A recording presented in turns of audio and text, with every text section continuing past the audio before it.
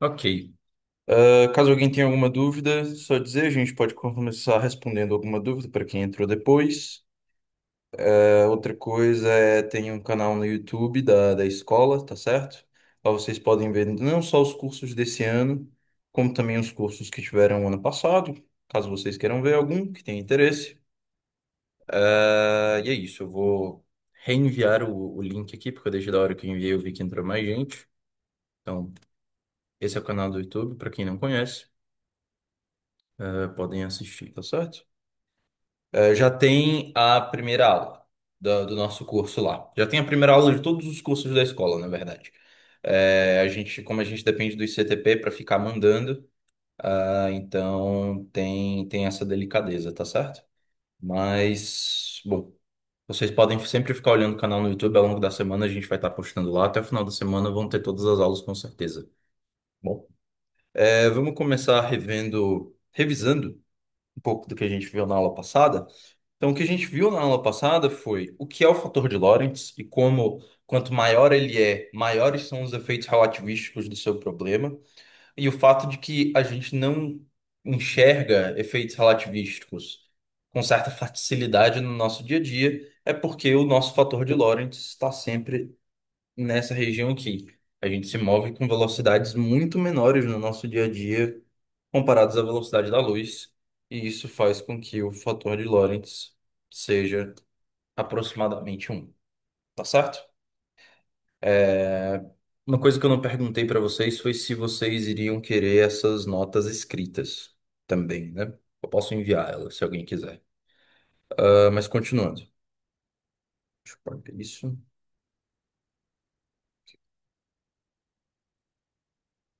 E depois disso a gente seguiu para falar do fator K, né? O cálculo K, o cálculo de Bond, como você queira chamar. E o que a gente estabeleceu foi justamente isso: como você consegue tirar vários efeitos relativísticos só a partir do postulado de que a velocidade da luz é constante universal para todos os referenciais inerciais. Eu coloco sim no site, Daniel. Eu vou ver de colocar hoje já, porque aí fica sempre atualizada lá, tá certo?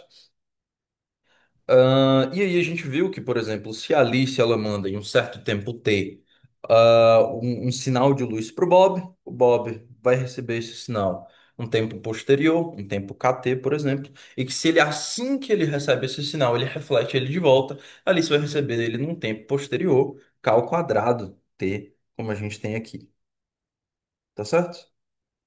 E aí a gente usou disso justamente para calcular qual é a velocidade entre os dois referenciais inerciais. E a gente viu que essa velocidade ela só depende de uma coisa, ela só depende do fator k, tá certo? Mais especificamente do quadrado do fator k. E aí a gente viu que, por obrigação, esse essa fração aqui, opa, essa fração aqui, esse k ao quadrado menos um sobre k ao quadrado mais um, isso aqui obrigatoriamente tem que ser menor do que um. Por quê? Porque como V sobre C tem que ser sempre menor ou igual a um, mais especificamente sempre menor do que um, então, obrigatoriamente essa fração ela tem que ser menor do que um também. Tá certo? Explicitando o que eu estou escrevendo, né? Como V sobre C é menor do que um, isso implica que K ao quadrado menos um, K ao quadrado mais um tem que ser menor do que um também.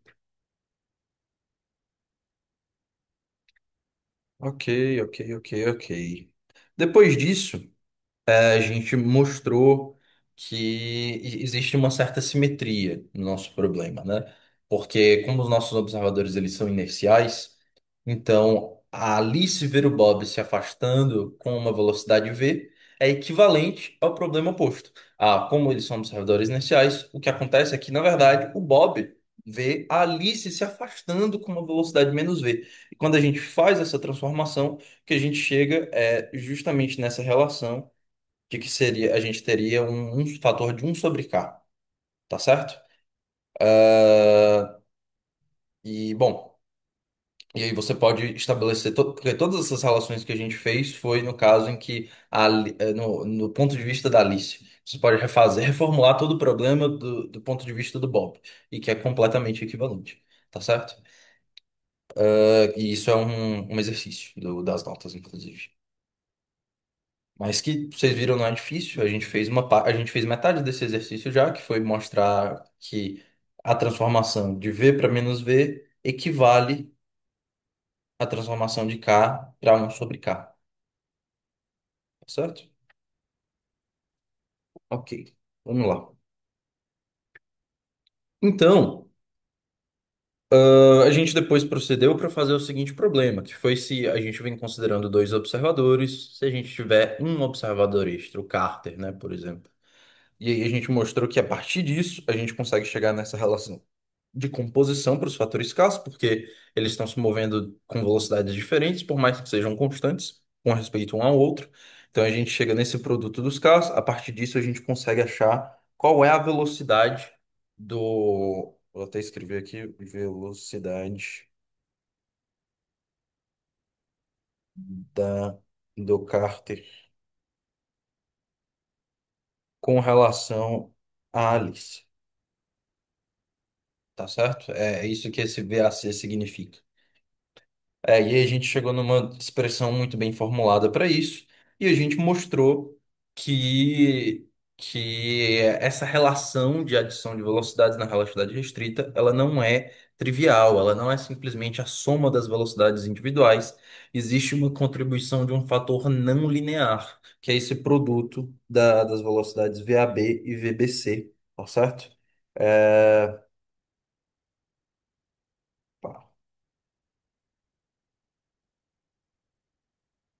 das velocidades VAB e VBC. E isso faz com que não seja trivial essa adição de velocidades. E, de novo, isso tudo com um simples vínculo, aos nossos sistemas agora de que a velocidade da luz ela é constante para todos os observadores inerciais. Tá bom?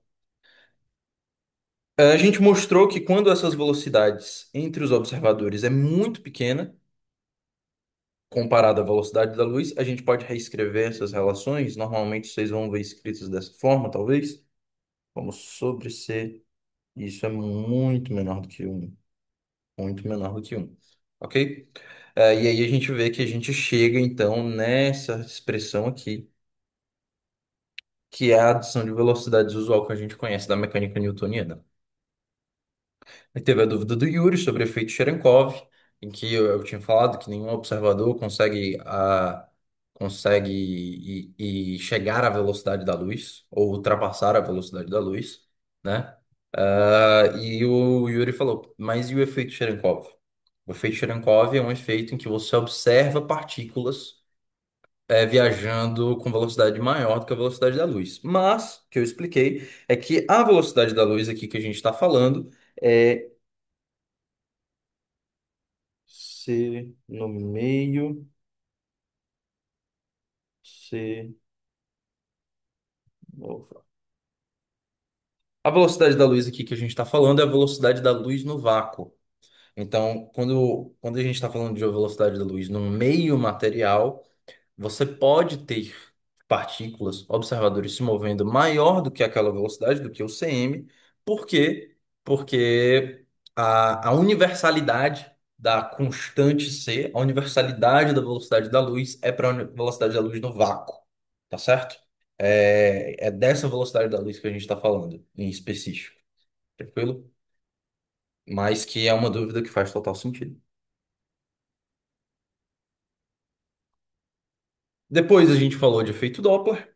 A gente disse que justamente o que a gente vinha falando de fator K, na verdade a gente estava falando só de efeito Doppler sem necessariamente explicitar o que é o efeito Doppler, porque o que importa é manter a relação fundamental da ondulatória, que é justamente essa daqui, V igual a ômega lambda, não é isso? Em que ômega é a frequência e lambda é o comprimento de onda. Para que você mantenha a velocidade da luz constante, a gente viu que observadores diferentes vão medir comprimentos de onda diferentes e, por consequência, eles vão medir frequências diferentes também. Vamos escrever até aqui para as frequências, né? Porque seria o inverso. Então, seria um sobre ômega. que é igual a isso.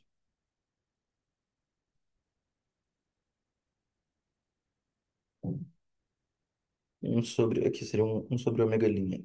Isso aqui seria um sobre ômega.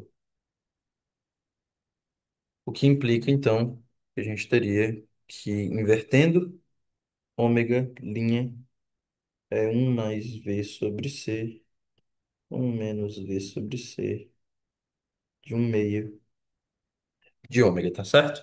E aí foi aí que a gente tirou a grande conclusão de que quanto maior a velocidade relativa entre os observadores, menor é o comprimento de onda medido pelo observador que está se movendo e maior é a frequência medida por ele, quando comparado ao observador que está parado. Tá certo? E aí, de novo, percebe que tem uma simetria no problema. A gente pode formular o problema da forma contrária, só mudando um sinal da velocidade. Isso é um ótimo exercício para vocês fazerem também. As conclusões são as mesmas e você pode até se perguntar, isso é uma coisa que a gente vai ver na aula hoje. Quem é que está certo? Então, quem é que mede o quê? A pergunta depende do observador, depende de quem está medindo, tá certo? E aí a gente falou das transformações de Lorentz, das transformações de Lorentz a partir do fator K, como a gente demonstra, como a gente mencionou brevemente, como chegar nisso, né? Eu vou falar um pouco mais disso sobre hoje. E a gente falou sobre o elemento de linha, o DS2, né?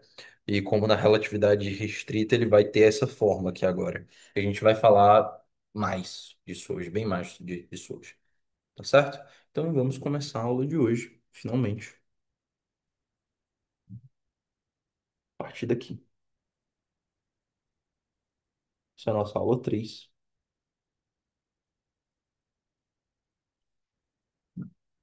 Hoje é 16/7/2025. De novo, para qualquer dúvida, como sempre. Opa.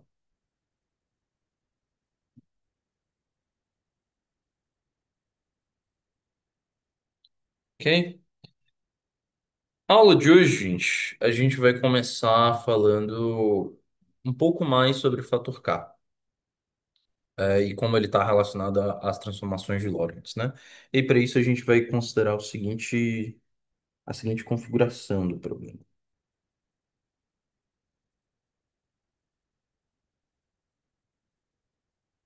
Vamos supor que de novo, essa é a Alice, ela está parada, e esse é o Bob, que está se movendo com uma velocidade v em relação à Alice, tá certo? E aí a gente vai ter aqui um ponto, vou colocar ele um pouco mais afastado. A gente vai ter aqui um ponto P, que ele é caracterizado por um instante de tempo e por uma região do espaço, tá certo? E a gente sabe que esse mesmo ponto, ele pela Alice, ele é caracterizado por t e x, mas pelo Bob, vamos reescrever isso aqui, pela Alice, ele é caracterizado como t e x, mas pelo Bob, ele é caracterizado como t' e x', tá certo? E vamos supor a seguinte coisa. Vamos supor que a Alice emite um sinal de luz.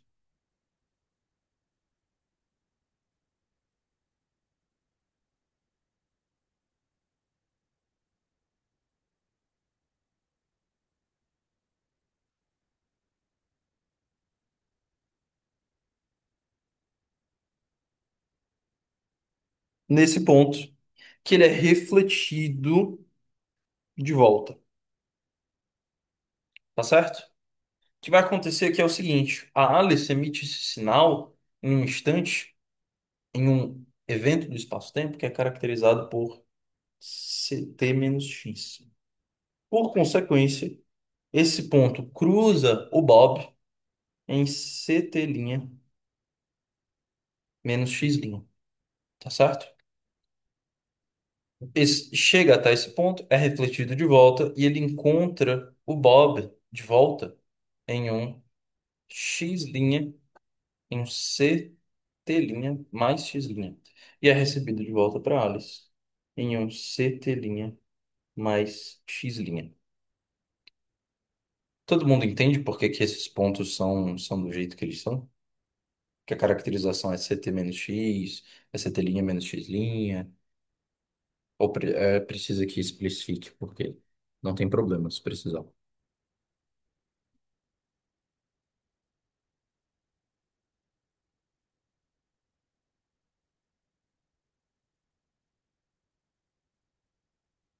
Bom, o motivo é porque é simples. É porque para Alice, lembra, na Alice na ida do raio de luz. Para Alice, o raio de luz sai com x igual a CT.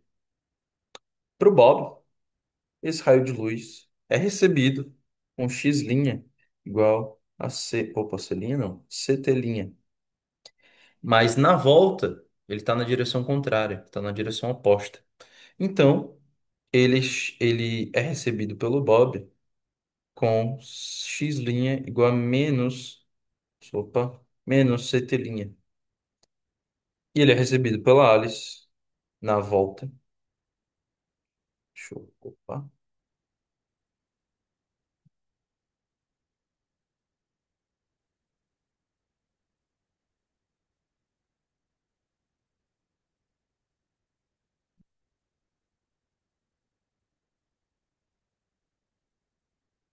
tranquilo?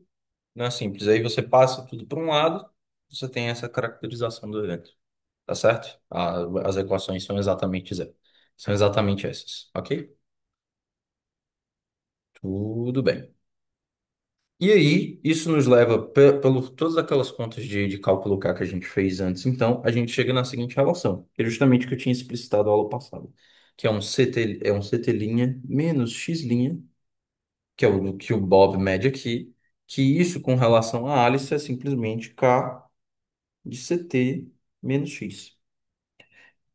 E o contrário também vale, que é o CT da Alice, que ela mede na volta, mais X é simplesmente um K de CT' mais X'. Tá certo? E aí a gente vai ter uma terceira relação também, que é o CT' mais X', que é igual a CT mais X. Tá certo? No caso, desculpa, são sobre K, que vem a partir disso, não é isso?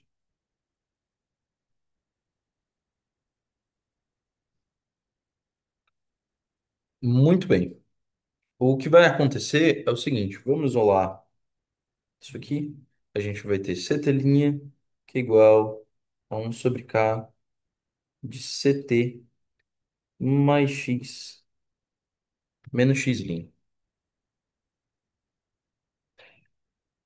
E a gente também vai ter como outra equação x', que é igual a um sobre K de CT mais X menos CT'.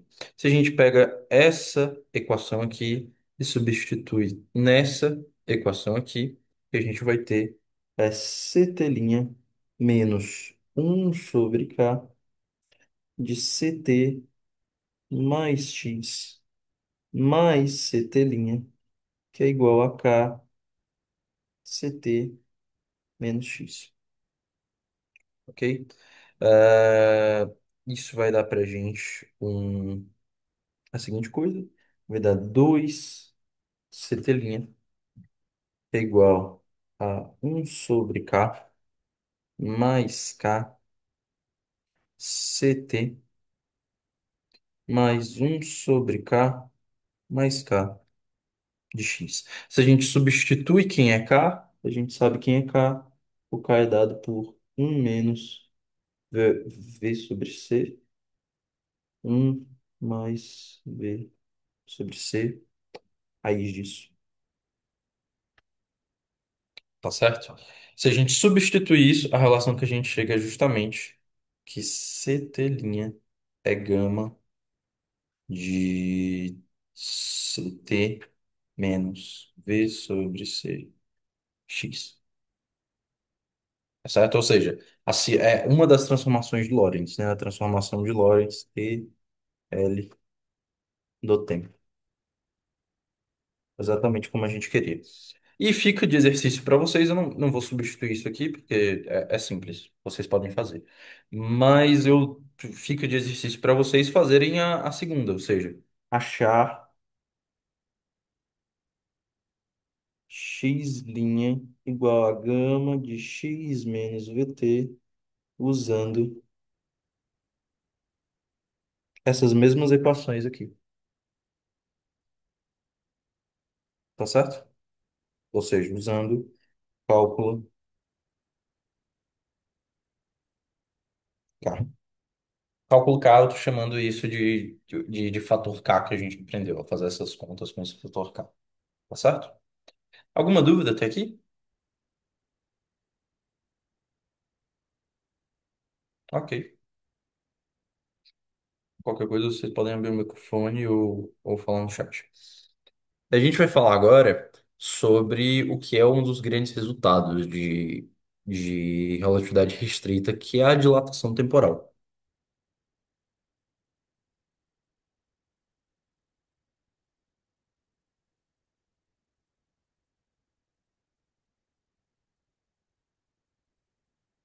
Para a dilatação temporal, a gente vai considerar a seguinte configuração. A gente vai considerar uma coisa chamada relógio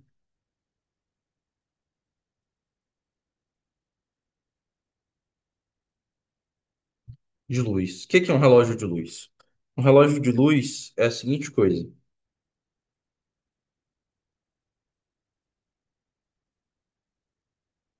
Você tem dois espelhos,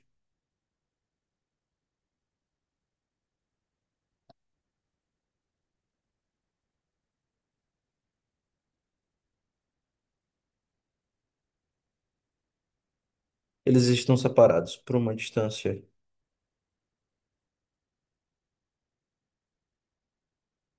L, e você tem um raio de luz aqui, que ele vai e volta. Claro, né? E a cada bounce que ele dá, ou seja, ele vai e volta, isso é um tic-tac do relógio, certo? Ou seja, cada tic do relógio é um raio de luz indo e voltando. Isso é um relógio de luz, tá certo? Simples. A ideia é que um observador parado junto com o relógio, por exemplo, a Alice parada junto com o relógio, um observador parado junto com o relógio, ele vai observar exatamente isso. Exatamente o que está aqui. Observador parado vê essa configuração.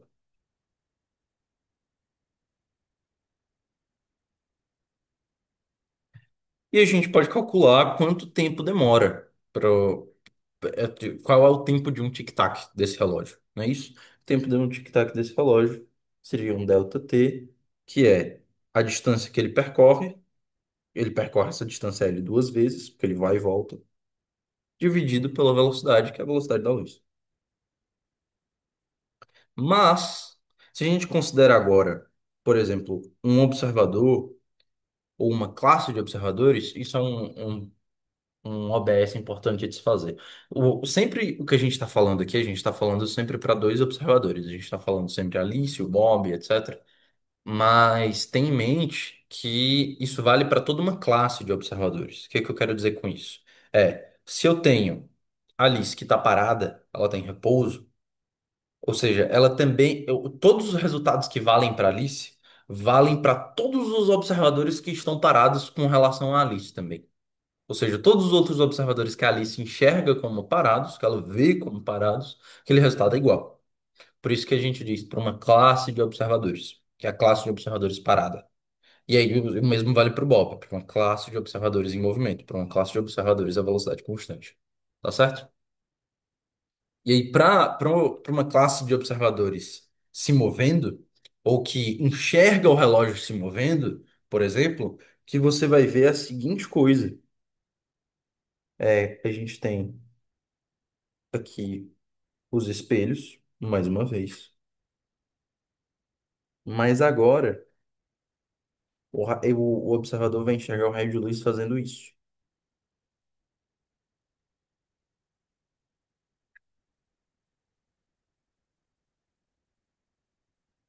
tá certo?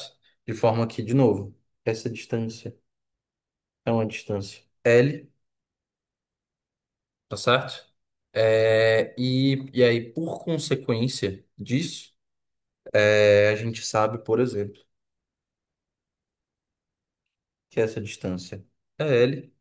A gente sabe que essa distância daqui para cá, que por consequência vai até aqui também, ela é. Opa, isso aqui não é isso tudo. É daqui para cá, daqui para cá. Agora sim.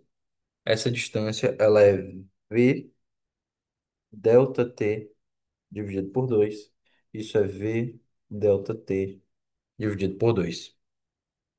Ou seja, a gente tem, por teorema de Pitágoras, a gente pode calcular isso, né? Até porque essa distância aqui de cima, a gente sabe também, ela é C delta T' dividido por 2.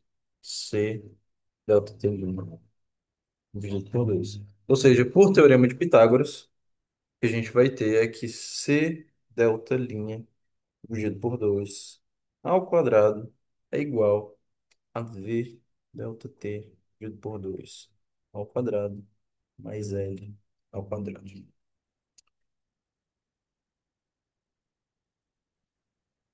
Então a gente pode isolar isso aqui para T', não é isso? Então a gente vai ter C ao quadrado, delta T' ao quadrado, sobre 4 que é igual a V ao quadrado, delta T ao quadrado, sobre 4 mais L ao quadrado. Tá certo? Calculando delta T', a gente vai ter delta T' ao quadrado sobre 4 sobre 4 não, que é igual a V ao quadrado sobre C ao quadrado, delta T ao quadrado, mais 4L ao quadrado sobre C ao quadrado. Só que a gente sabe quem é o delta T. A gente descobriu agora há pouco que delta T é igual a 2L sobre C, que implica que o delta T ao quadrado é 4L ao quadrado sobre C ao quadrado. Ou seja, delta T' ao quadrado é V ao quadrado sobre C ao quadrado de 4L ao quadrado sobre C ao quadrado mais 4L ao quadrado sobre C ao quadrado, que é igual a 4L ao quadrado sobre C ao quadrado de um. Opa, tem um menos aqui que era para estar aqui em algum lugar, né? Não, não, não.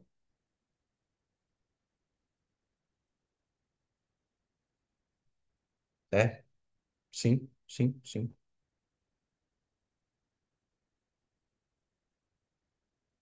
Ok, deixa eu ver uma coisa. Tá alguma coisa errada aqui.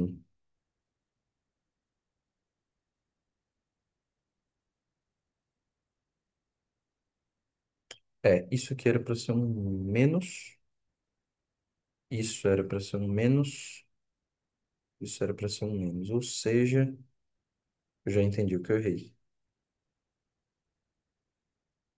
Aqui não é o linha. Aqui não é o linha.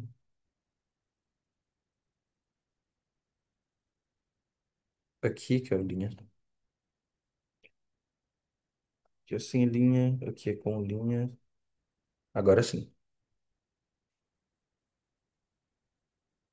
Agora sim. Aí fica um menos v ao quadrado sobre c ao quadrado disso. Ou seja, o delta t linha, ele nada mais é do que.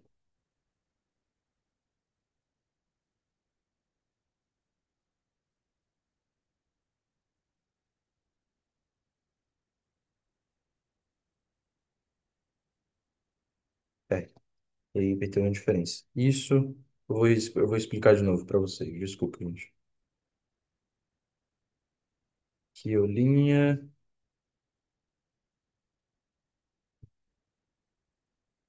caso, não. É, vamos refazer. É simples, foi um erro de nomenclatura das coisas.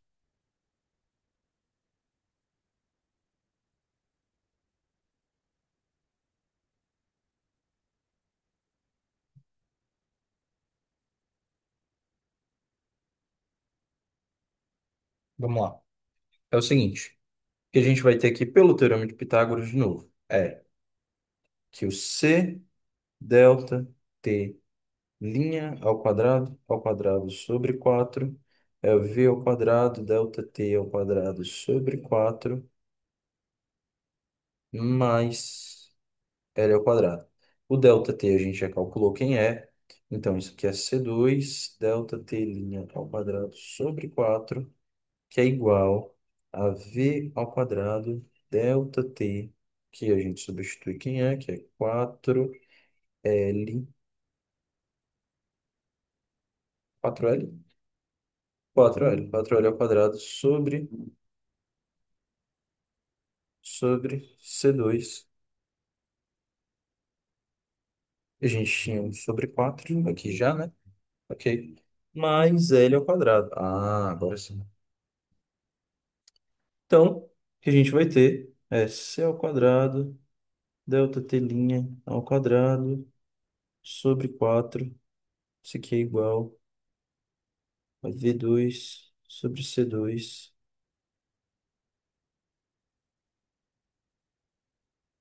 Esse corta com esse.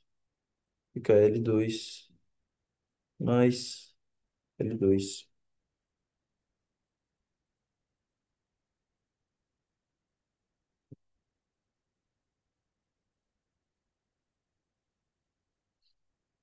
E a gente coloca isso aqui em evidência. Então, 1 V2 sobre C2. É, realmente tinha que ter um menos aqui. Ou seja, isso aqui era para estar do lado de lá. Para ter um menos aqui, é para ter um menos aqui. Mas isso aqui é só um teorema de Pitágoras. Então é nomenclatura. De novo. É porque isso era para estar desse lado. Ok. Desculpa, gente.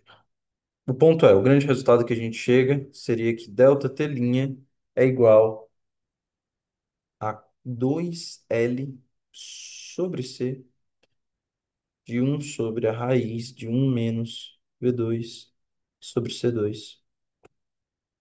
Tá certo? Esse é o grande resultado que a gente chega. Ou seja, se a gente for comparar que o que está acontecendo, só antes de tudo a gente pode reescrever isso aqui. A gente sempre está escrevendo como unidades de C, de CT, né? Então isso seria 2L. Isso aqui não é nada mais é do que o gama, 2L gama, tá certo?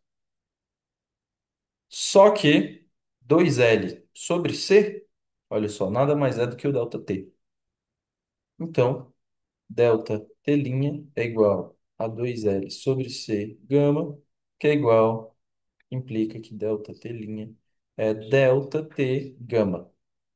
Ou seja, o delta T' é maior do que o delta T. E esse é o nosso grande resultado da dilatação temporal. O que é que acontece? Eu abri o microfone? Não, tá. O que que acontece? Ah, por a gente estar considerando que de novo, que a velocidade da luz é uma constante universal e os observadores estarem se movimentando em relação ao outro, você tem de que o Bob observa um tempo maior do que a Alice. A classe de observadores em movimento observa um tempo muito maior do que a classe de observadores parada. E o que isso está dizendo para a gente, em particular sobre o relógio de luz, é que o tic-tac da Alice é muito mais rápido do que o tic-tac do Bob. E aí, de novo, você pode se perguntar: o relógio de quem, então, é mais rápido? Porque, de novo, essa situação é assimétrica. A gente poderia bolar essa situação fazendo aquela transformação que eu falei para vocês, de considerar V indo para menos V. não é isso? Ou seja, de que é a Alice que está se movendo e não o Bob, mas a Alice está se movendo para a direção oposta, e a gente ia chegar no mesmo resultado. Mas o que a gente ia chegar seria no contrário. A gente chegar aqui, delta t seria maior que delta t'. E aí vem a pergunta, então. Quem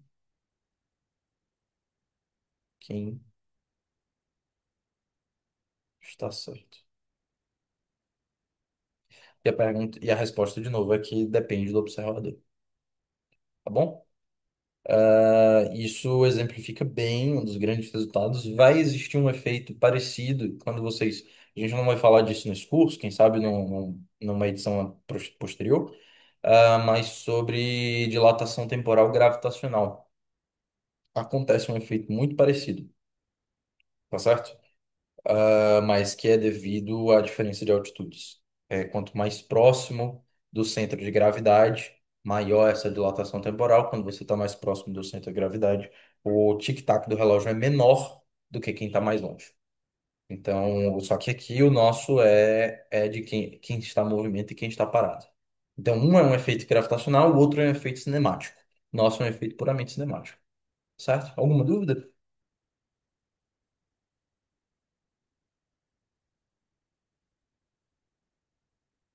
Nenhuma dúvida. Ok, sem problema.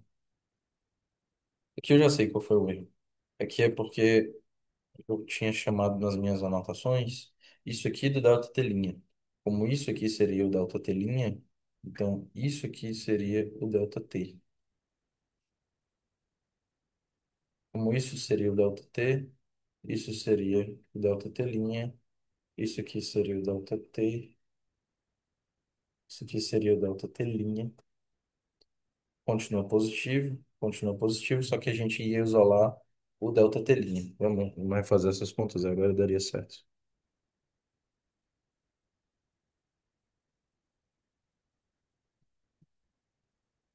A gente teria C2 sobre 4L2 sobre C2 é igual V2 delta T'2 sobre 4 mais L2. Isso corta com isso, corta com isso. A gente teria delta T' ao quadrado, que fica como sendo V, que fica 1, que é L ao quadrado,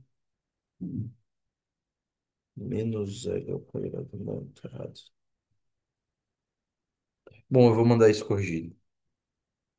Tá certo? Quando eu for colocar, quando esse PDF estiver no site, isso vai estar corrigido. Isso não vai ser problema. O ponto é, o grande coração da questão é esse resultado. Isso é mais importante do que qualquer conta que eu esteja me enrolando. Bom, esse é o grande resultado de hoje. O outro é a contração espacial.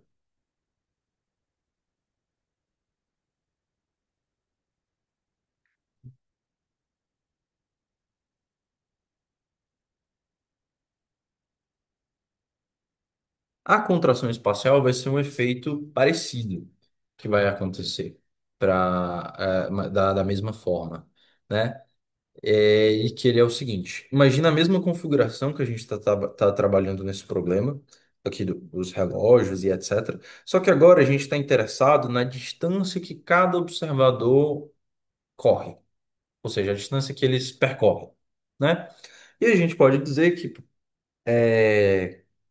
a Alice vai a uma distância v delta t, certo? Enquanto a classe do Bob vai a uma distância v delta t'. A forma com que essas distâncias são relacionadas é por L' sobre L. Isso é igual a V sobre delta T' sobre V delta T, que corta. A gente fica com delta T' sobre delta T. Isso aqui é simplesmente, por essa relação que a gente encontrou, que isso é simplesmente gama, tá certo? Como isso é simplesmente gama, Isso é raiz de V sobre C ao quadrado. Mais explicitamente, L' é igual a gama L, tá certo? Ou seja, qual é o grande resultado que a gente está tirando aqui? O grande resultado que a gente está tirando, de novo, é que na relatividade também vão existir observadores que vão medir uma distância maior ou menor, dependendo se eles estão em movimento ou não. E aí, um exercício que tem nas notas para fazer é você pegar esses dois resultados que a gente acabou de tirar, tanto da contração espacial quanto da dilatação temporal, você tirar eles por diagrama de espaço-tempo. O que eu quero dizer com isso é você derivar esses resultados usando do cálculo K, que a gente mostrou nas aulas anteriores, tá certo? Que é simples de fazer, não é difícil. Você estabelece justamente a relação entre Alice e Bob, desenha o Bob se movendo, desenha a Alice se movendo, um emite um raio de luz para o outro, e a partir disso você consegue ver que existe uma mudança no espaço e vai existir uma mudança no tempo também, tá certo? Alguma dúvida? Nenhuma. O Yuri disse ok. Então tá bom, vamos seguir. Vai ter um outro problema, que é o problema da simultaneidade.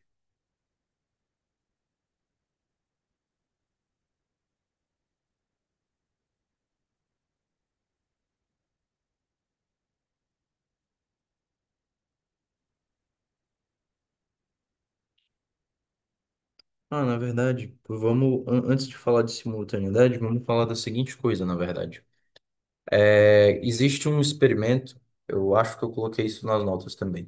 Existe um experimento em física de partículas que é feito, uma detecção de que a gente chama de raios cósmicos. Raios cósmicos nada mais são do que partículas que vêm do espaço por algum motivo, seja por exemplo, uma supernova que explodiu e aí isso gerou partículas, essas partículas se chegam até nós, seja, enfim, a colisão de estrelas, seja, enfim, o que for. Alguma coisa deu origem a esses raios cósmicos e eles chegam até nós. Em particular, um tipo de raio cósmico que você pode considerar são muons. Muons são partículas do modelo padrão de partículas e que eles têm uma vida de desintegração, ou seja, o tempo que demora para eles desintegrarem, da ordem de 10 na menos 9 segundos, se eu não me engano. Ou seja, eles se desintegram muito rápido. E com desintegram, eu estou falando na terminologia de física nuclear. Significa que ele se desintegra em outras partículas. Tá certo? Essas partículas se desintegram em outras partículas, você tem um chuveiro de partículas.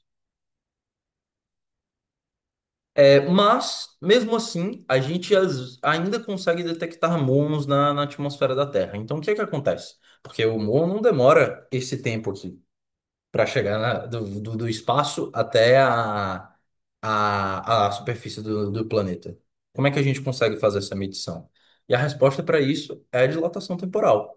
Por mais que o muon tenha essa meia-vida, lembra que existe a relação e o delta T', gama delta T. Tá certo? E que por essa relação do delta T' gama delta T,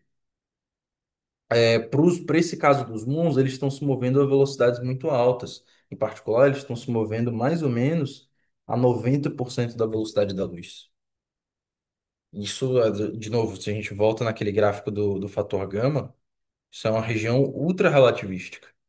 Tá aqui, certo?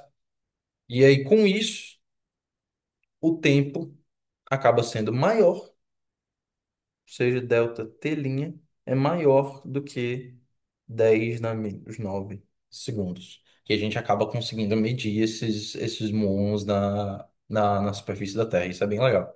É uma das comprovações que a gente tem de que a relatividade restrita está certa. Então, é um jeito que você tem de explicar de por que esses muons, a gente acaba detectando esses muons. Não é esperado que você medisse eles. Se você é uma pessoa que não sabe da existência, você sabe da existência do modelo padrão de partículas, mas você não sabe da existência da relatividade, você não ia conseguir explicar isso.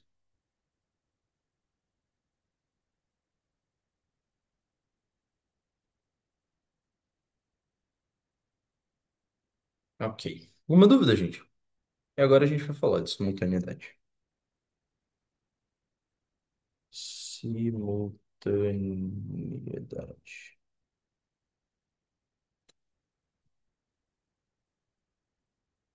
Tudo certo, ok. Tranquilo. E aí, para falar de simultaneidade, a gente vai considerar mais um experimento, que é o que a gente chama em física, vocês já devem estar acostumados, de experimento mental, né? Que esse é bem famoso, que é o experimento do trem. Existe uma série do Einstein, não sei se vocês já chegaram a ver, uma série, na verdade, chamada Gênios, que ela é sobre vários. Tem um episódio que é sobre o Einstein, tem outro que é sobre Da Vinci, etc. E tem um certo momento da série em que o Einstein descreve esse experimento mental, né? Vale a pena vocês darem uma olhada. Mas é sobre isso que a gente vai falar. Que é o seguinte: vamos considerar um trem, e esse trem ele está se movendo, tá certo? E esse trem a gente pode dividir ele em duas regiões. A gente vai chamar da região um e a gente vai chamar da região 2. De forma que na região um a gente tem a gente tem emitido, olha, na região um não, desculpa, a gente tem no centro do trem, a gente tem a emissão de um raio de luz para cá e um raio de luz para cá. Ou você poderia dizer que isso é o mesmo raio de luz, mas ele foi emitido em todas as direções igualmente, né? Aquela ideia que a gente tinha falado de uma esfera de luz que se propaga em todas as direções igualmente, seria muito bem representado aqui, tá bom? De forma que o trem tem comprimento todo L, então esse pedaço é L sobre 2 e esse pedaço é L sobre 2, tá certo? E a gente vai dizer que a gente tem dois observadores no trem. A gente tem a Alice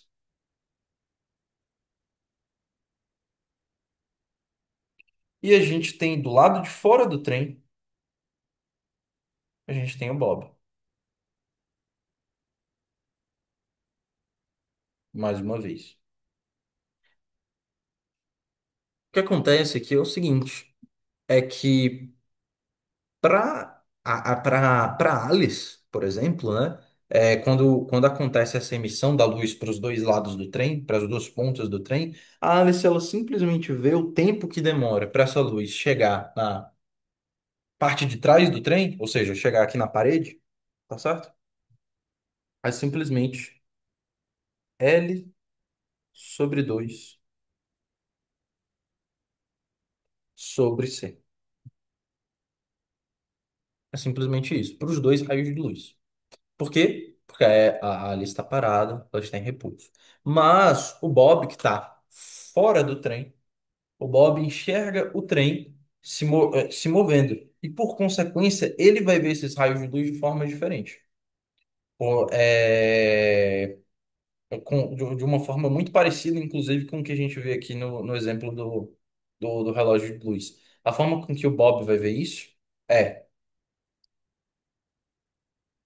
para a região um, ou seja, o raio de luz que vai para a direita. O Bob enxerga ele levando L sobre 2 sobre raiz de um menos V sobre C ao quadrado sobre C menos V, ou seja, isso aqui é L sobre 2. Vamos colocar só aqui, Alice, Bob. Isso aqui seria L sobre 2, um sobre gama, um sobre gama sobre C menos V. Mas ele vê o segundo raio de luz da região 2 com L sobre 2 a raiz de um menos V sobre C ao quadrado de C mais V. Ou seja, isso aqui seria L sobre 2 gama de um sobre C mais V. Tá certo? Ou seja, o Bob vê o raio de luz da região um, vamos colocar aqui. Bob vê o raio de luz da região um chegando primeiro na ponta do trem do que esse raio de luz chegando aqui. Ou seja, que a Alice vê como algo simultâneo de que os dois raios de luz chegam nas duas pontas do trem ao mesmo tempo, porque é o mesmo tempo que eles levam para chegar, O Bob não. O que o Bob vê são tempos diferentes, de forma que o delta T1 é menor do que o delta T2. Tá certo? Ou seja, simultaneidade, antes algo que era absoluto na mecânica newtoniana, eventos que eram simultâneos para um observador eram simultâneos para todos os observadores, agora também não são. Existem eventos que podem acontecer de uma forma para um observador e outra forma de outra, que eles são simultâneos para um observador, mas para outros eles não são.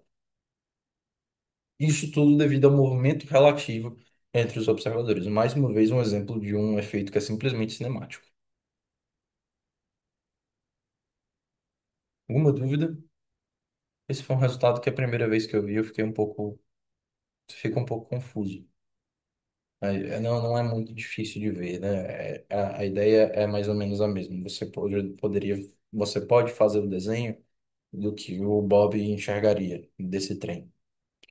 E aí você consegue fazer também, e aí você consegue chegar a essas conclusões para o delta T1 e para o delta T2. Não é uma conta difícil de se fazer.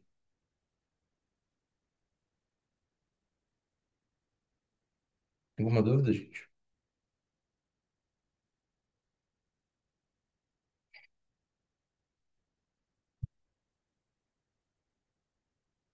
Tudo certo. Ok. O que a gente vai ter agora, então, dado que a gente tem todos esses resultados em mãos, a gente vai poder começar a falar um pouco sobre a estrutura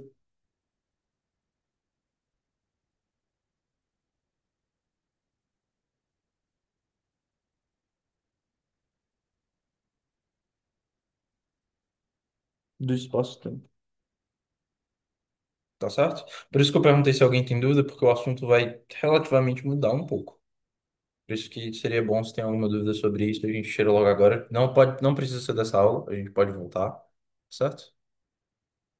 Nada? Eu tenho uma dúvida em relação ao delta T2, Ok.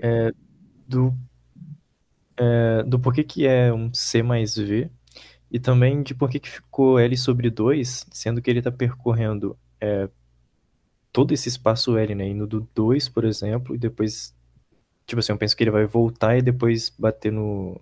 Não, Tipo, ele não, vai ele percorrer. não reflete nesse caso. É só Não? ele vai até essa parede e ele chega até aqui e pronto, morreu. Ah, ok. E esse que vem para a direita, ele bate nessa parede, chega aqui e morreu. Por isso que a distância percorrida é só L sobre 2 nos dois casos, tá certo? E o motivo de ser um ser C menos V e outro ser C mais V, pensa que é porque o trem se move só para uma direção. Então, você vai ter uma adição da velocidade da luz mais a velocidade relativa, e outro está na direção oposta. O raio de luz está na direção oposta. Então, é a velocidade da luz menos a velocidade relativa. Ok. Tranquilo? Uhum. Ok. Então, vamos lá. Agora a gente deu vários exemplos de que resultados de efeitos relativísticos, né? Mas a gente em nenhum momento falou da estrutura do espaço-tempo agora, de o que é o espaço-tempo. E aí, bom, a gente vem dando. Não sei se vocês conhecem, existe um cara chamado Edward Witten, que foi medalha Fields de matemática devido a resultados de matemática que ele desenvolveu, porque ele teve que desenvolver matemática nova para a teoria das cordas. Ele é um físico, ele não é matemático, mas ele ganhou a medalha Fields, que é um prêmio super importante para matemática, quase como o Nobel da matemática. E ele tem umas notas sobre teoria das cordas, vale a pena ler quem quiser. São interessantes e é bem acessível, é muito, muito acessível mesmo. E ele chama o que a gente está fazendo aqui nas contas, por exemplo, em que a gente está fazendo previsões teóricas sobre um experimento, ele chama isso já de evidência experimental. Então, aí eu acho que a gente já tem evidência experimental suficiente para considerar esses efeitos relativísticos como parte de algo muito mais fundamental. É uma evidência de que existe algo mais fundamental da natureza que a gente não sabe no que é. Ou seja, espaço e tempo, assim como no exemplo do Sonamo que a gente deu, que o Sonamo enxergaram que existia uma estrutura mais fundamental, existia uma direção a mais na nave deles que eles poderiam considerar. Existe mais uma para a gente também, que é o tempo. Então a gente vai considerar espaço mais tempo como sendo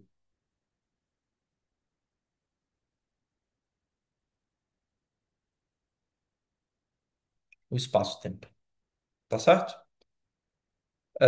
E agora, nessa estrutura do espaço-tempo, a gente vai ter que todo ponto t, x, x aqui é um vetor, tá? Então isso seria t, x, y, z.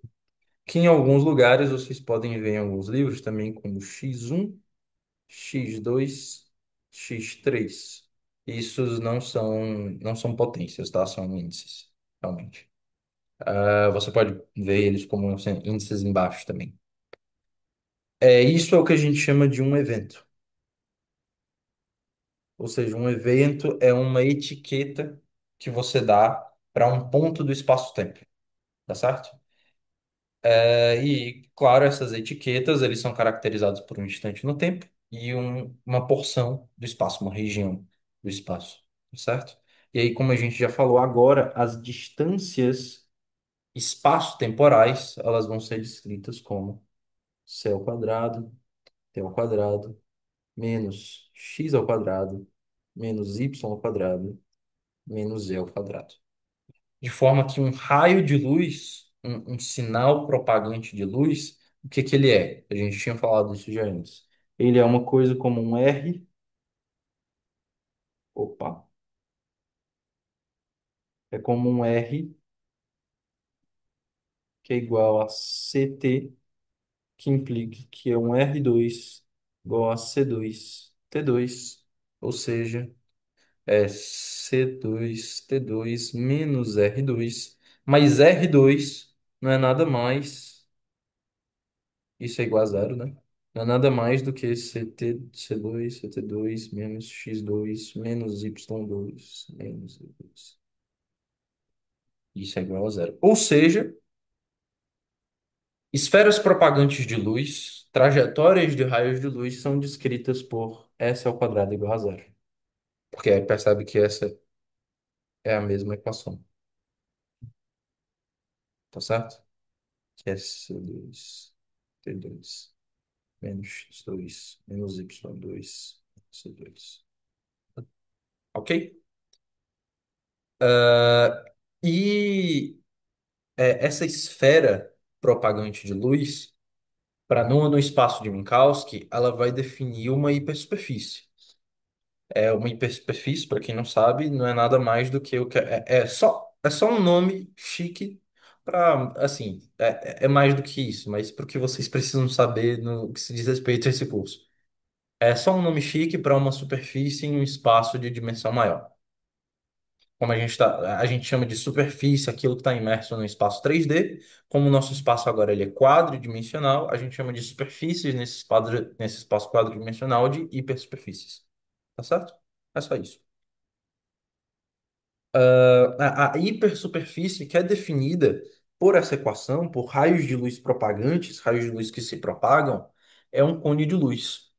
É o que a gente vai chamar de cone de luz. Que vai ser representado por isso aqui. A gente tem, opa,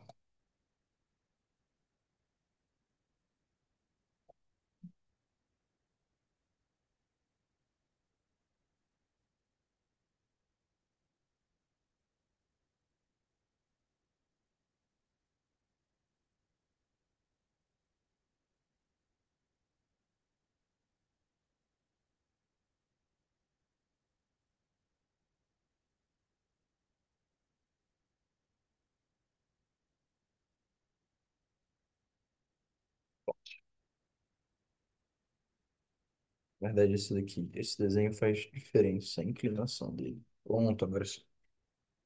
Esse eixo, opa, pronto. Esse eixo, a gente é o CT, Esse eixo é X, esse eixo é Y. Percebe, a gente não consegue desenhar Z porque eu não consigo desenhar um, um,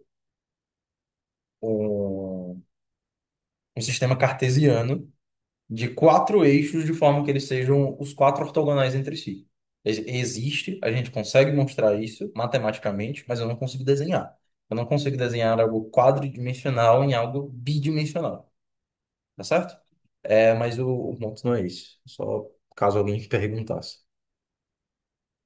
A questão aqui toda vai ser isso aqui. Vai ser o seguinte: a gente sabe que raios de luz eles vão se propagar com essa equação aqui de cima, não é isso?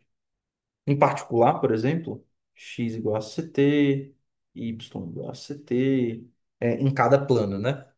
Então, a gente vai ter a seguinte coisa: isso é uma reta, isso é a equação de uma reta.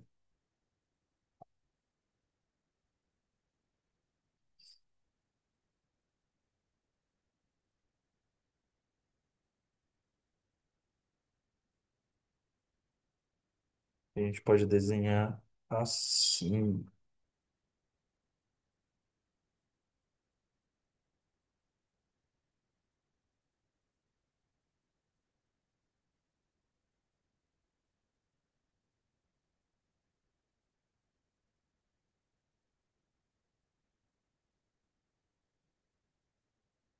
Ajeitar esse desenho é importante, esse desenho está direito.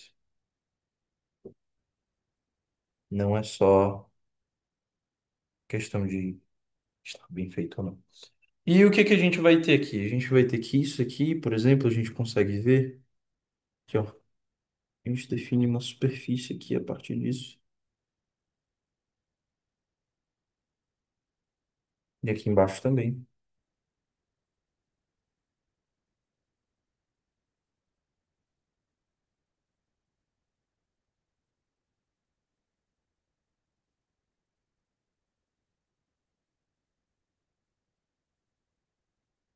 Tá certo? De forma que os raios de luz nessa superfície, eles são raios que eles se propagam exatamente que eles se encontram exatamente na superfície do cone de luz. Ou seja, eles se encontram exatamente aqui, ok?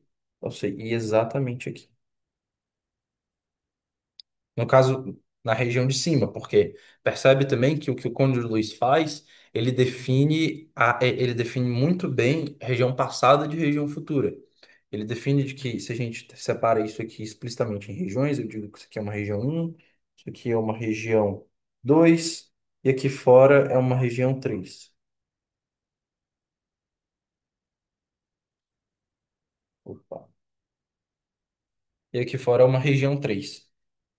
Na região um, o que que a gente tem? Que todos os observadores físicos, o que que vai acontecer? Aqueles observadores físicos que eles passam para a origem, pela origem, ou seja, eu tinha um observador que ele começa aqui, ele tinha alguma trajetória, ele passa por aqui, ele, por consequência, ele vai estar para sempre preso dentro do cone de luz.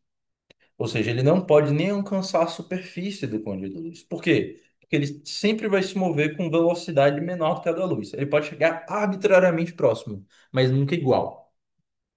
Ou seja, você tem uma certa. É aí que a gente começa a falar mais explicitamente de relações causais, de causa e efeito, mais explicitamente, né? Porque, por exemplo, um observador que está aqui fora, na região 3, ele não tem nenhum contato causal com os observadores que estão dentro do cone de luz. Ou seja, você não pode ter causas que acontecem aqui e dão efeitos aqui dentro,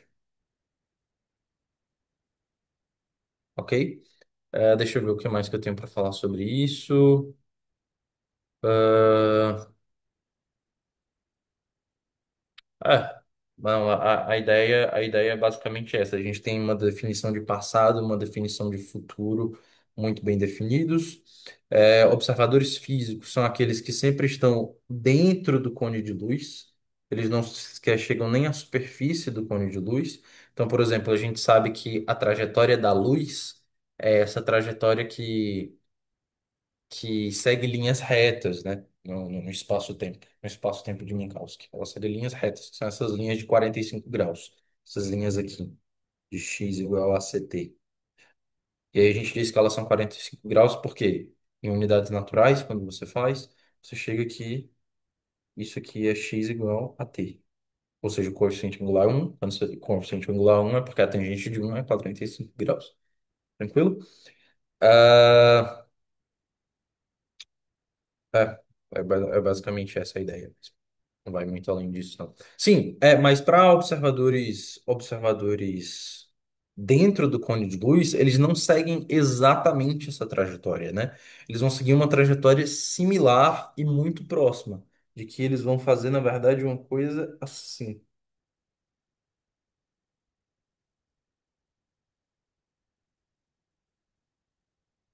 Para cá, a mesma coisa.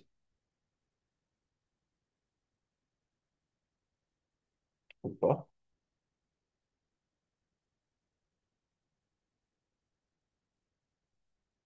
Ou seja, as trajetórias dos observadores, a gente vai mostrar isso, mas as trajetórias dos observadores no espaço-tempo de Minkowski são trajetórias hiperbólicas, certo?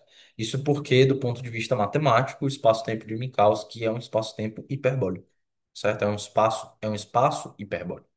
Não, não, você pode, isso do ponto de vista matemático, né? É um espaço hiperbólico.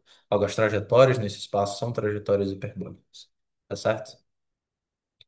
Então percebe que você tem uma relação de proximidade, mas que nunca se aproxima de fato.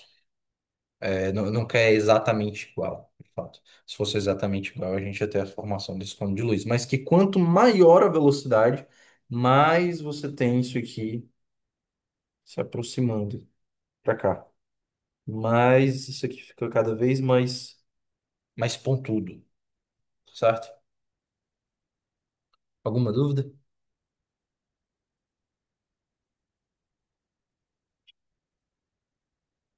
Do ponto de vista de geometria analítica, você consegue mostrar que essa equação está relacionada a hipérboles e consequentemente a um cônodo.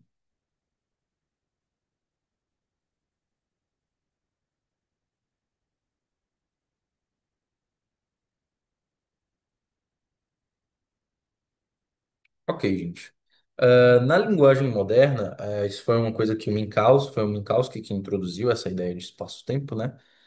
Mas o espaço-tempo, tudo que eu estou falando aqui é para o espaço-tempo, a gente não está falando de relatividade geral, a gente está falando só de relatividade restrita, então é só o espaço-tempo de Minkowski.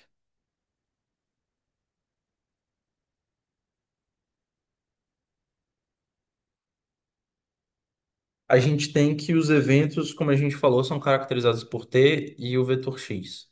Mas, assim como a gente fez para o Tsunami, a gente unificou tudo numa única estrutura matemática, a gente vai fazer isso aqui também.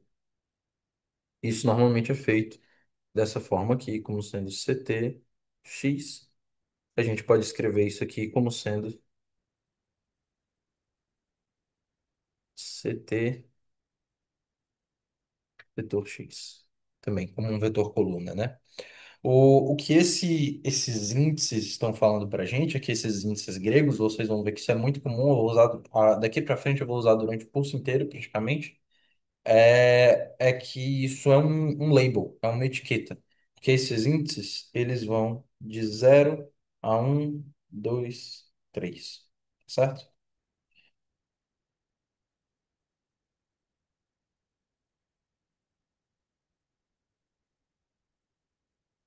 Então eu dei algum erro aqui.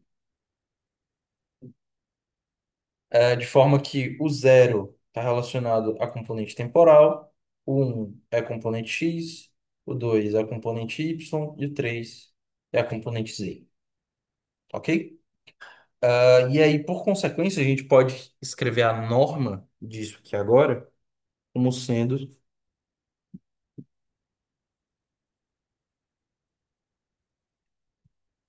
C2T2 menos x2 menos y2 menos z2. Isso é exatamente o S2, não é isso? Tranquilo? Ou seja, o que que a gente está mostrando aqui, o espaço, como eu estava escrevendo aqui, o espaço-tempo de Minkowski tem a estrutura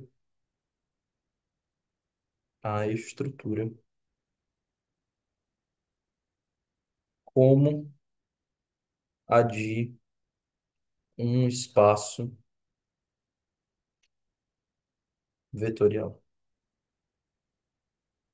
Por que que eu não falei exatamente como a de um espaço, exatamente a de um espaço vetorial? Eu falei como a de um espaço vetorial.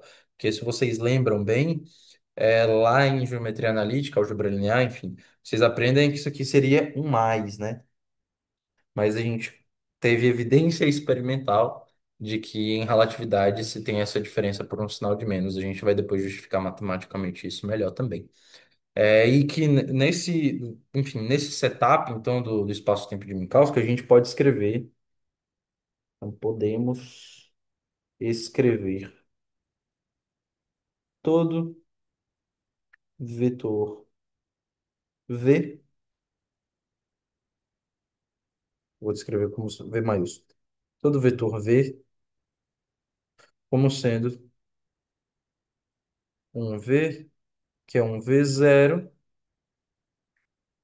V flechinha, tá certo? De forma que a norma do vetor V é V0 ao quadrado menos V flechinha ao quadrado.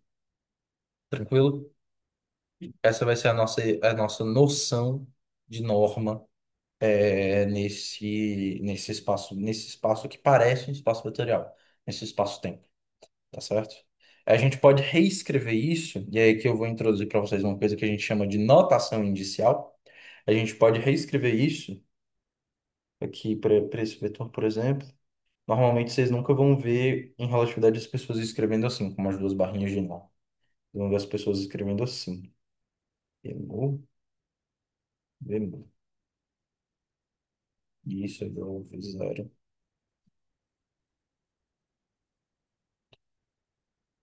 E nisso, de se escrever dessa forma, é porque aqui existe um somatório implícito. Antes, os matemáticos utilizavam sempre um somatório aí para indicar que se estava somando ao longo desse índice. Mas o Einstein introduziu essa notação para facilitar a vida dos físicos, em que você tem somatório em mu, e que vai de mu igual a zero até 3 de v mu. E isso é igual a v0 quadrado menos v ao quadrado, claro. Tá certo? A gente também vai justificar isso melhor, ainda hoje. Alguma dúvida?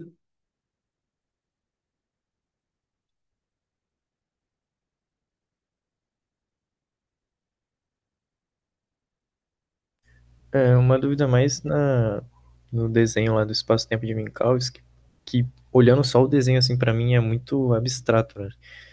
Uhum. Você consegue dar um exemplo assim mais real de que é, como que funciona esse espaço-tempo? Posso. É o seguinte, eu vou apagar essas regiões aqui para o desenho ficar menos poluído. Pronto, deixar só assim. Tu entende que esse cone de luz, ele está sempre se movendo e que a superfície do cone, ela sempre está se movendo à velocidade da luz.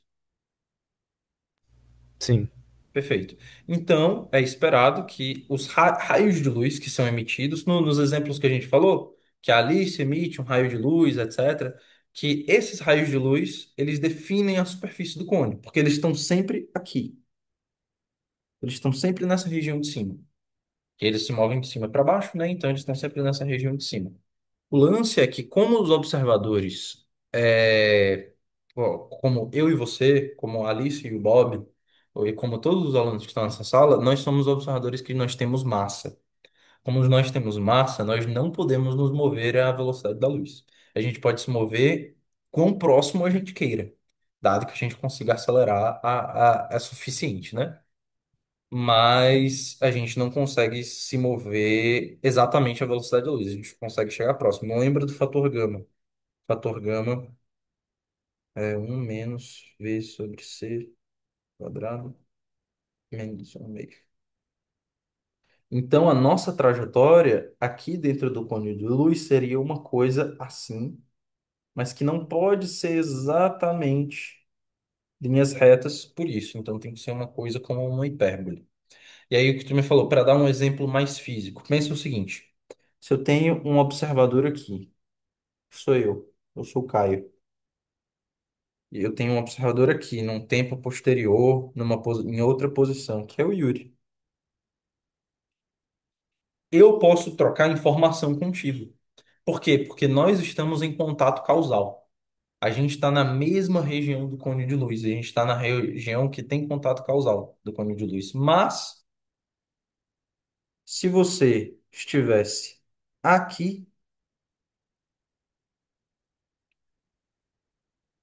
se, se eu mando, por acaso, um raio de luz para ti, se eu mando um raio de luz aqui para fora, e tu manda esse raio de luz de volta, por que que a gente diz que essa região não está em contato causal? Porque no que tu mandasse o raio de luz de volta, eu receberia o raio de luz antes de eu enviá-lo. E por isso, essa região não está em contato causal com, com essa região interna, e logo a gente diz que ela não é acessível aos observadores dentro do cone de luz. Tá certo? O que você pode ter é o seguinte: cada observador define o seu próprio cone de luz. Então, por exemplo, vamos supor que esse cone de luz que está aqui seja o cone de luz definido por mim. E aí tem um outro. Vou até mudar a cor aqui para ficar melhor. Aqui para o roxo. Tem você, Yuri, você esteja aqui. Você define um outro cone de luz. Você está se movendo. Percebe que existe uma região em que esses cones de luz se conectam. Nessa região, os observadores têm contato causal. Mas nessa aqui, não.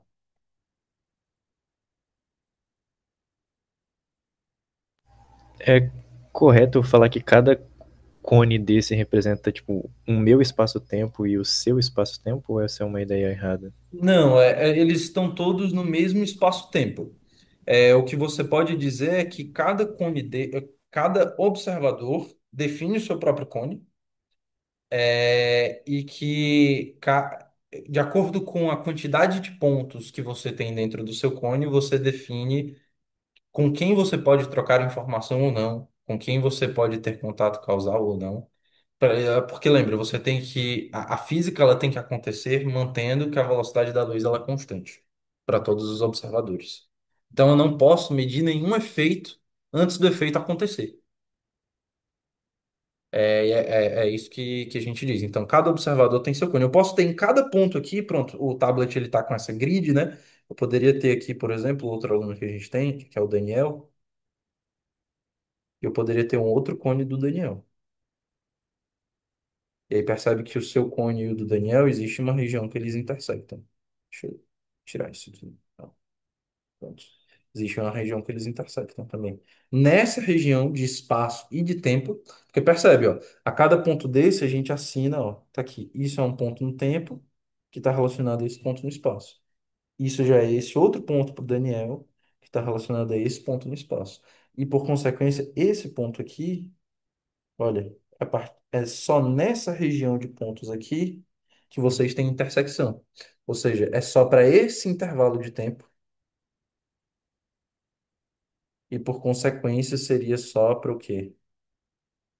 Esse intervalo de espaço aqui, em que vocês poderiam enviar um sinal ou de luz um para o outro, ou alguma coisa assim. E observar todos os efeitos que a gente tem falado. Ok, entendi. Essa explicaçãozinha no final fez mais sentido pra mim. Perfeito. Nas notas pode ficar um pouco mais claro. O desenho tá mais bem feito lá. Mas se a dúvida persistir, a gente vai voltar para isso depois. Tá certo? Então, ok. Dando continuidade aqui. Mais alguma dúvida, gente?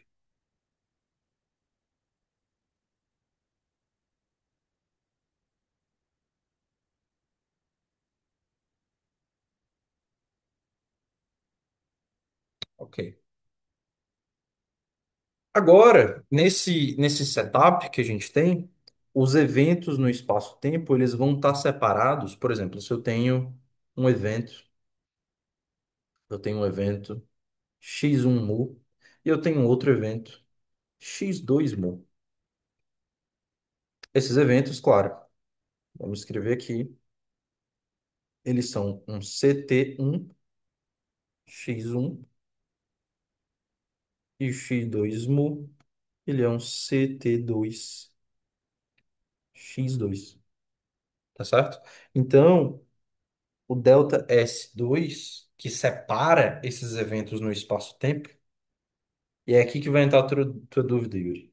Ele vai ser um C2 T1 menos T2 ao quadrado menos x1 menos x2 ao quadrado menos xy1 menos y2 ao quadrado menos z1 menos o2 quadrado.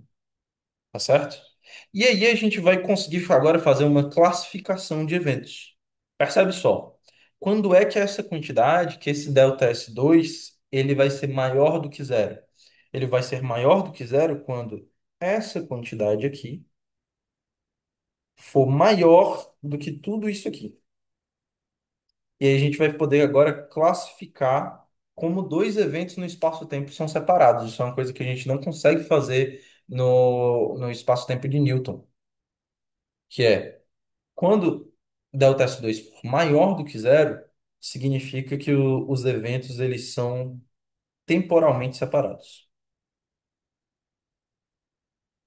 Temporalmente separados. Quando delta S2 entre eles é igual a zero, significa que eles possuem separação nula.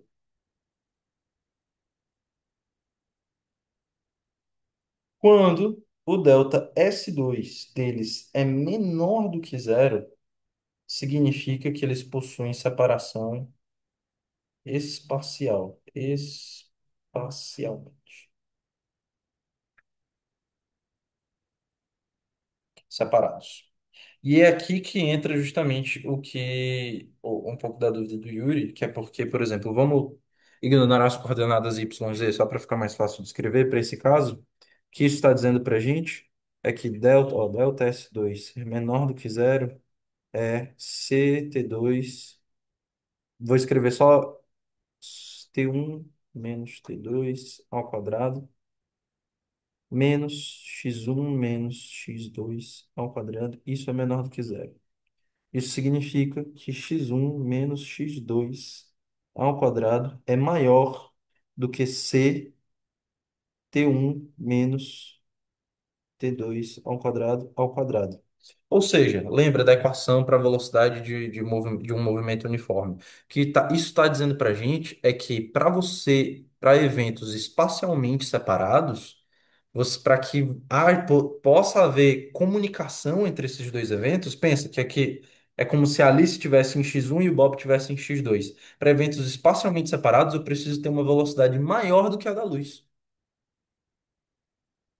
Porque percebe só, x1 menos x2 ao quadrado sobre t1 menos t2 ao quadrado. Isso aqui tem que ser maior que c ao quadrado.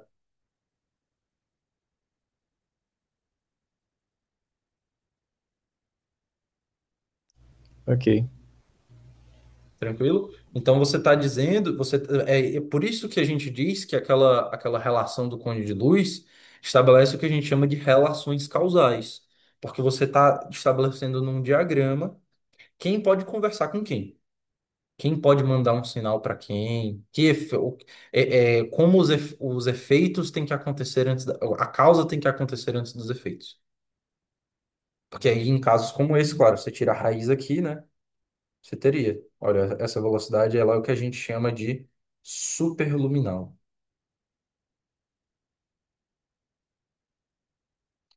E por hipótese, lembra, um dos postulados da relatividade é que não existe nada com velocidade maior do que a velocidade da luz, e ela é universal para todos os observadores inerciais. Ficou mais fácil de aceitar agora o diagrama? Sim, ficou bem mais claro. Show de bola.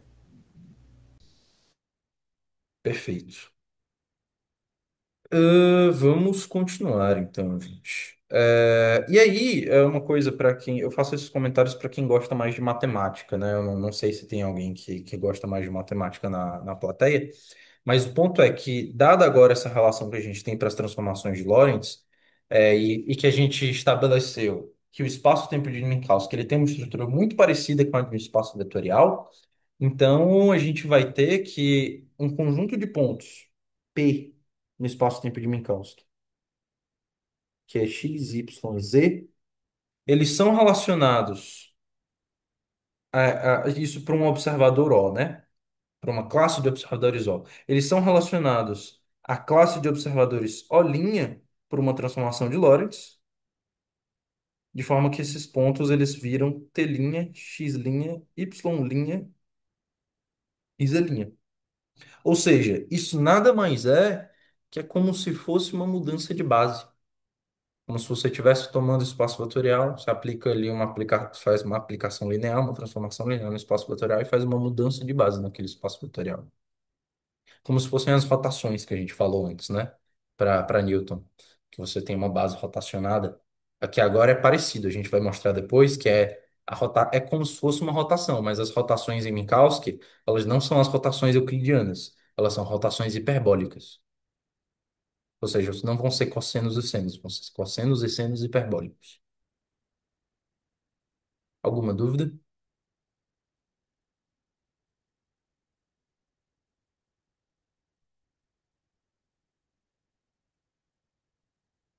Ok,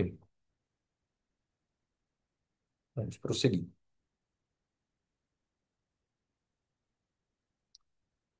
E aí, gente, seguinte, ó, só ficar aqui de olho no chat. A gente vai dar agora uma interpretação geométrica, justamente para isso que eu acabei de falar,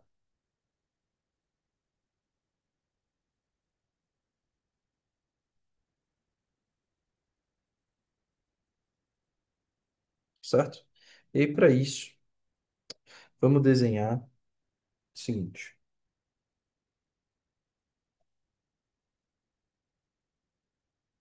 Aqui tem esse diagrama do espaço-tempo, CT, aqui é x. A gente sabe que a velocidade da luz é essa reta de 45 graus. Isso aqui é x igual a ct. Tranquilo? Vamos lembrar as transformações de Lorentz. Quais são elas? A x' igual a gama x menos vt. E é t', que é igual a gama ct menos v sobre c, x. Tranquilo? A gente tem que... vamos falar disso agora. Com calma. Eu acho que vocês hão de concordar comigo que se a gente fosse desenhar, esse é o diagrama de espaço-tempo para o conjunto de referenciais sem linha. Mas a gente tem que também visualizar como é o conjunto de referenciais com linha. E acho que vocês concordam comigo que a reta que define o T' é o conjunto de pontos com x' igual a zero. Ou seja, o que que eu estou dizendo? Estou dizendo que x' igual a zero dá para gente todo o conjunto de pontos de T', ou de CT', na verdade. Tranquilo? O que que isso vai dar para gente? Se a gente bota x' igual a zero, a gente vai ter gama x, que é igual a VT, por exemplo. E a gente vai ter também, deixa eu mover isso para cá. A gente vai ter também, não, na verdade eu vou fazer o contrário.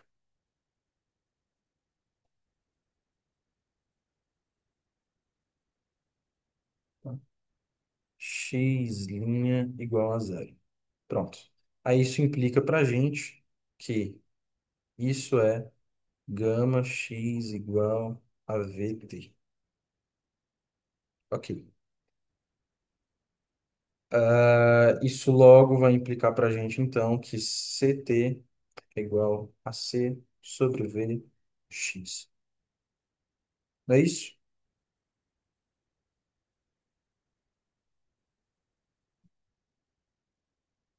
É, é isso. Justamente porque. Vamos demonstrar isso melhor. Justamente porque a gente pode fazer uma substituição aqui, não é isso? É, justamente. A gente vai ter que T é gama x sobre V. Então aqui, CT' gama CT menos V sobre C x. A gente substitui T, fica gama x sobre V. Ah, não, na verdade, não precisa. Olha só. Isso é gama CT menos gama x V sobre C. Só que a gente sabe que gama x, isso é gama CT menos gama x, isso é VT. Eu vou V ao quadrado T sobre C. Isso é o CT'. Então a gente tem CT', que é igual a gama não, vamos colocar, vamos dividir todo mundo por C, só aqui, todo mundo por C, a gente fica com gama T menos V ao quadrado sobre C ao quadrado de T. Agora sim, a gente coloca o T em evidência. Fica com T', que é gama T,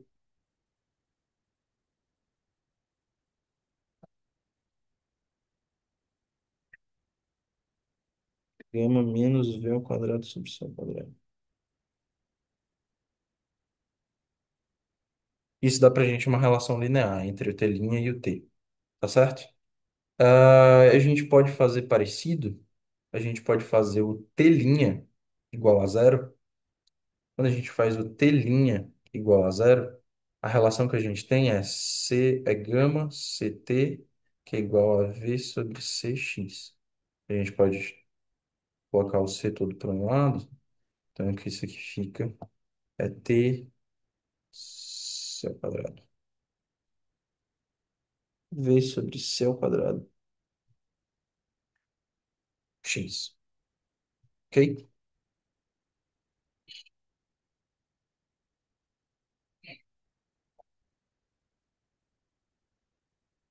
E isso é o que vai permitir a gente fazer os seguintes desenhos.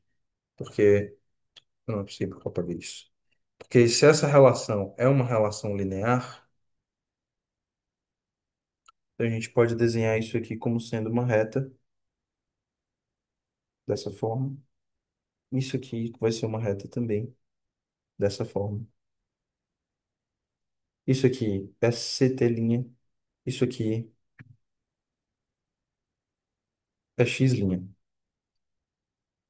Tranquilo? De forma que eles fazem um ângulo beta. Aqui é um ângulo beta, com outro eixo também. Tá certo? Ah, e percebe o seguinte, de novo que a gente tinha falado da reta. Opa, tem uma pergunta no chat. Gama não cancelaria, já que ele aparece em ambos os lados da igualdade, x', gama x é igual a gama VT.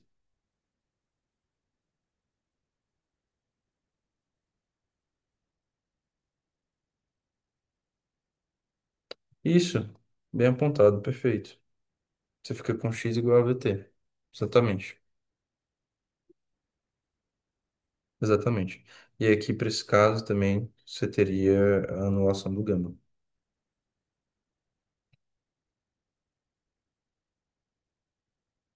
Perfeito,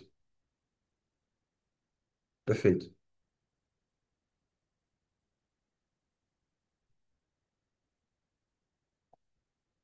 Bom, a gente tem essa relação linear, essa interpretação geométrica para as transformações de Lorentz. Então você vê que funcionam já como rotações, de certa forma, né? Mas que a gente sabe que essa inclinação dessa reta, por exemplo, para XY, a gente pode parametrizar isso aqui como sendo um cosseno de beta, seno de beta, que implica que essa inclinação é dada por uma tangente de beta, que essa tangente de beta ela tem que ser, opa, desculpa, isso aqui é XY, o que escrever foi CTX. Isso é uma tangente de beta que é igual a C, tá certo? No caso, seria V sobre C. Ou seja, se a gente faz a operação inversa, aqui a gente teria um arco tangente de beta, não, de V sobre C.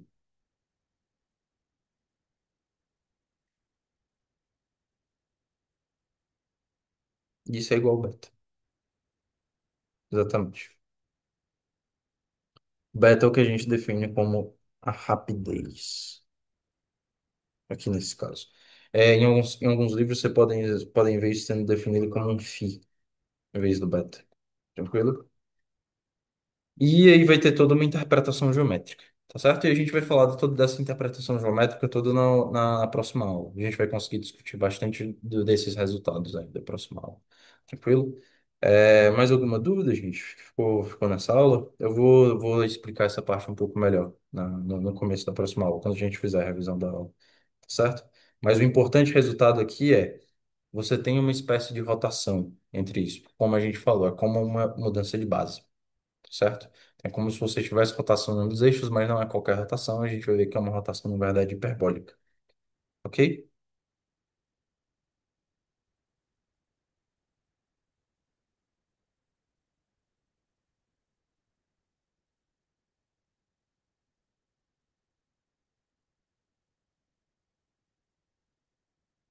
Ok, se não tem nenhuma dúvida, eu vou parar a gravação, então.